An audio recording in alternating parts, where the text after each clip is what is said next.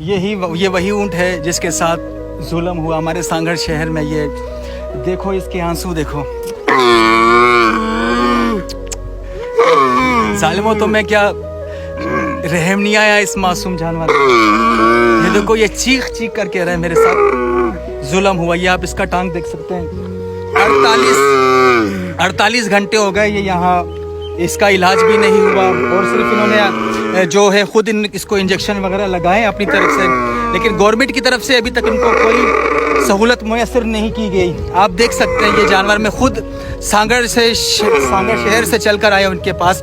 2 گھنٹے کے سفر کر کے, ریتیلا علاقہ ہے, بڑی مشکل سے میں یہاں پہنچا ہوں, لیکن پہنچ ہی گیا ہوں.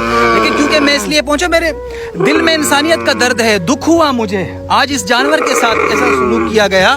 یہ قوم کہاں جا رہی ہے؟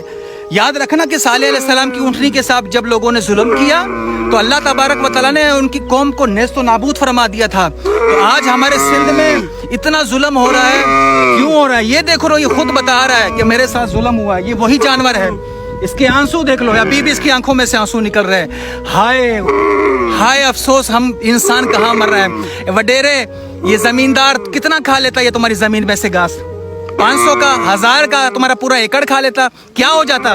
اللہ کا خوف کرو تم. یاد رکھنا اس کے آنسو رائے گا نہیں جائیں گے, تم پر اس کا ازالہ تمہیں اللہ کے حضور اس کا پیش کرنا پڑے گا.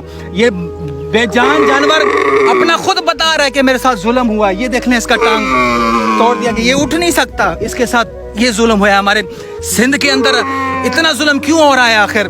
جانور کے ساتھ یہ اتنا ظلم کر رہے ہیں. انسان تو انسان ہے یار. یہ دیکھو یہ چل نہیں سک رہا اس وقت, یہ رو کر اپنے زبان سے کچھ کہہ رہا ہے. کیا کہہ رہا ہے کہ بھائی میرے ساتھ ظلم ہوا ہے.